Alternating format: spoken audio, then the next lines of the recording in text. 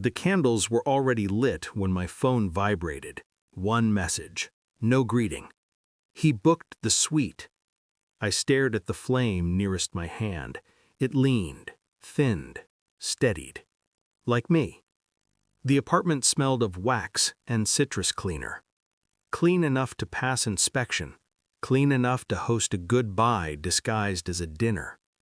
Her black dress hung on the chair, sleek, patient, waiting for a body that had already decided where it would be tonight. I didn't ask who sent the message. I already knew. I checked the time. She would be late. She was always late when she thought she was winning.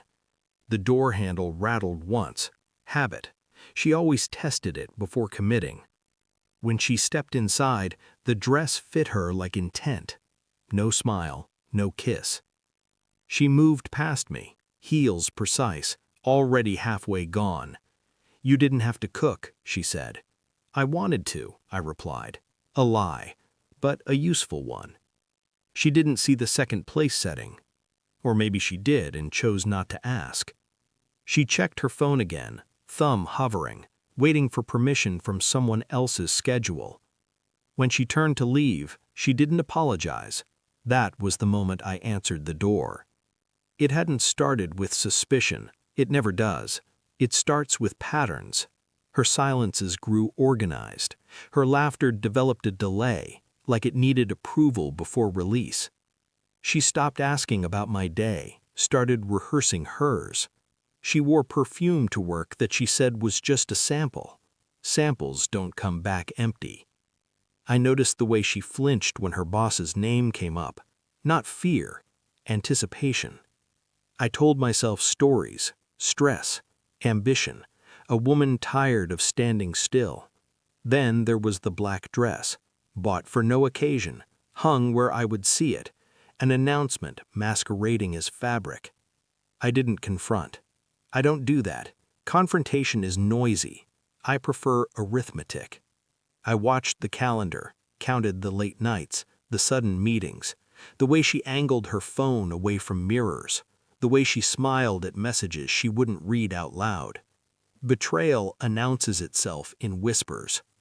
You have to be quiet enough to hear it. I was. I stayed kind, kinder than usual. I made coffee the way she liked it. I asked questions I didn't need answers to. I listened for cracks. She filled them with lies, efficient and rehearsed. While she slept, I memorized her phone's breathing.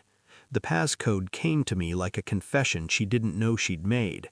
Muscle memory, a smudge on glass. I didn't read everything. I didn't need to. I read enough.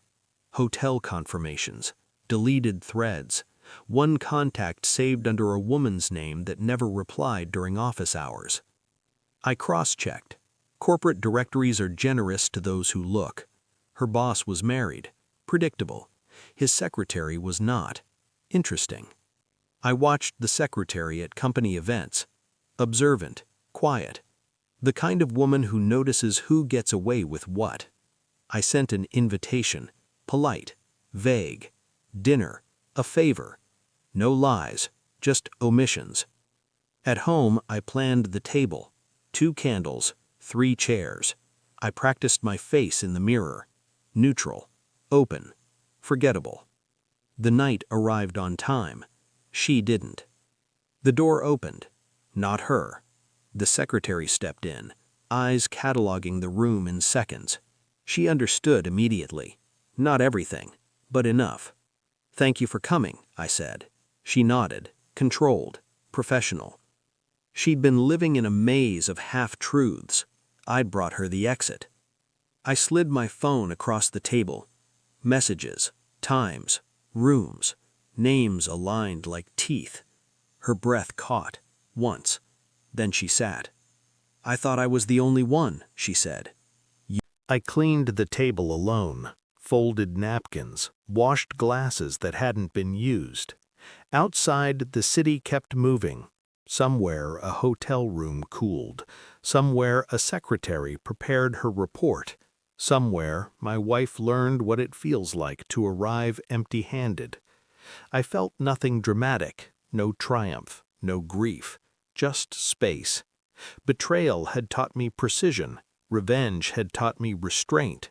I locked the door, turned off the lights, and for the first time in a long while, I slept without waiting for someone to come home.